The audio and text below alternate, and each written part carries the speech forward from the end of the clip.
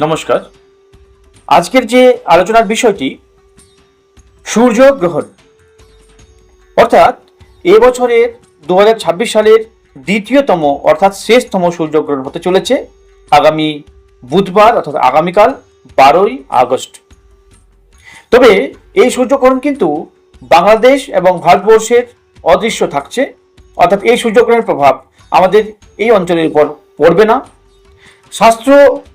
জ্যোতিষশাস্ত্র অনুযায়ী বলা হচ্ছে যে গ্রহণ অদৃশ্য হয় বা যার প্রভাব এই অঞ্চলে থাকে না বা দেখা যায় না, সেক্ষেত্রে কিন্তু শাস্ত্রের যে বিধিগুলো রয়েছে, গ্রহণ চলাকালীন যে বিধিনিষেধগুলো থাকে সেগুলো মানার কোনো প্রয়োজন থাকছে না।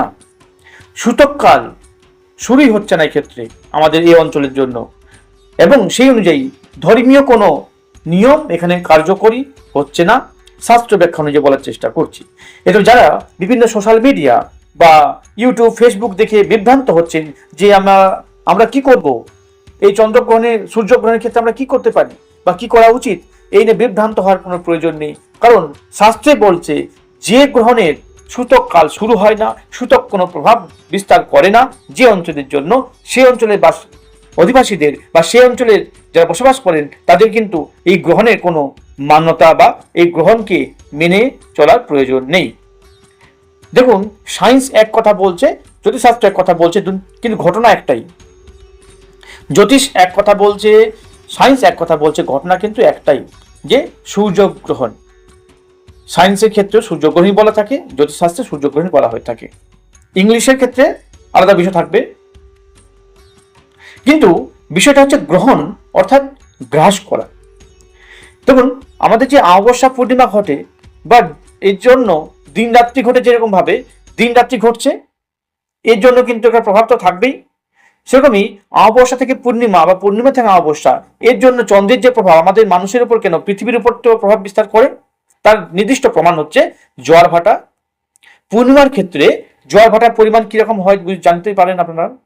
পূর্ণিমার যে জোয়ার হয় সেই তুলনাতে অমাবস্যার জোয়ার কিন্তু অনেকটা নগণ্য হয়, বা পূর্ণিমার জোয়ার যে পর্যায়ে হয়ে থাকে অন্যান্য দিনের জোয়ার কিন্তু সেই পর্যায়ে হতে হয় না। এটা সায়েন্টিফিকভাবে প্রমাণিত, এবং নিজেরা আপনারা বুঝতে পারবেন। যা সমুদ্র উপকূল কাছাকাছি থাকেন বা সমুদ্রে যান, তা জানবেন যে জোয়ার ভাটার প্রভাবটা চন্দ্রের জন্য কি কারণে কতটুকু ঘটে। সেরকমই যদি গ্রহণ ঘটে, সূর্যগ্রহণ হোক বা চন্দ্রগ্রহণ, তার কিন্তু প্রভাব একটা পৃথিবীর উপর প্রভাব বিস্তার করে। এটা সায়েন্স মানুক যতটুকু মানবে, জ্যোতিষশাস্ত্র অবশ্যই মানে। তবে এর মধ্যে অন্ধবিশ্বাস, কুসংস্কার নয়। সায়েন্স বলছে কিছু যে রে পৃথিবী পৃষ্ঠে আসে সূর্য থেকে, গ্রহণের কারণে, গ্রহণের সময় কিন্তু সেটা বিভিন্নভাবে বিচ্ছুরিত হয়, এবং তার অনেকগুলো রের যে পর্যায় পরিবর্তন হতে পারে। তার জন্য সেটাকে মানসিকভাবে মানুষের উপর বা জীবগুলির উপর প্রভাব বিস্তার করতে পারে। তাই কিন্তু গ্রহণের একটা প্রভাব থাকেই, ভয় প্রাপ্তির বিষয় নয়। এক্ষেত্রে গর্ভবতী মায়েদের জন্য গ্রহণ চলাকালীন বিশেষ বিধিনিষেধ শাস্ত্র অনুযায়ী থাকে। যারা শাস্ত্রকে মানেন তারাই শুনুন কথাগুলো, এবং যারা শাস্ত্রকে মেনে চলেন তারাই শোনার চেষ্টা করবেন। যারা মানছেন না তাদের কোনো আমি জোরপূর্বক বলছিও না, এবং সেই কথা প্রয়োজনও নেই। যারা মানেন শাস্ত্রকে তারা মেনে চলবেন, তাতে কোনো বাধাগ্রস্ত নয়। তবে ভয় ভ্রান্তি বিষয় নয়। এবারে যেহেতু সূর্যগ্রহণটি আমাদের এই অঞ্চলে ঘটছে না, অর্থাৎ ভারতবর্ষ, বাংলাদেশ, এই অঞ্চলের উপর কোনো সূতক কাল শুরু হচ্ছে না, তাই শাস্ত্র অনুযায়ী বলছে যে অঞ্চলের উপর সূতককাল বা সূর্যগ্রহণের প্রভাব থাকে না বা দৃশ্যটা হয় না, সেক্ষেত্রে কিন্তু এগুলো মেনে চলার কোনো প্রয়োজন নেই। পুজো পাঠে কোনো বাধা নিষেধ থাকছে না।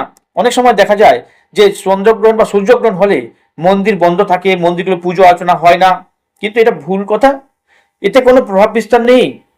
আগামীকালের যে সূর্যগ্রহণ, এখানে কিন্তু মন্দিরের পুজো সম্পূর্ণভাবে হবে, বিধিগতভাবে যা পুজো করেন নিত্য পুজো সমস্ত কাজ প্রতিনিয়ত যেভাবে হয় তাই হবে। এই গ্রহণের ক্ষেত্রে কোনোভাবে প্রভাব বিস্তার করছে না। তাই যেভাবে আপনারা কাজকর্ম করে চলেছেন, ঈশ্বরের ভক্তি সহায়ত, ঈশ্বরের ভক্তিমূলক জায়গা নিয়ে চলছেন, এগিয়ে চলুন এবং ঈশ্বরের প্রতি ভক্তি রাখুন। এক্ষেত্রে সূর্যগ্রহণ এবং চন্দ্রগ্রহণ যাই গ্রহণ হোক না কেন, আমাদের কিন্তু যে প্রতিনিয়ত যে ঘটনা, যে কার্যক্রম, সেটা কিন্তু বাধাগ্রস্ত হয় না।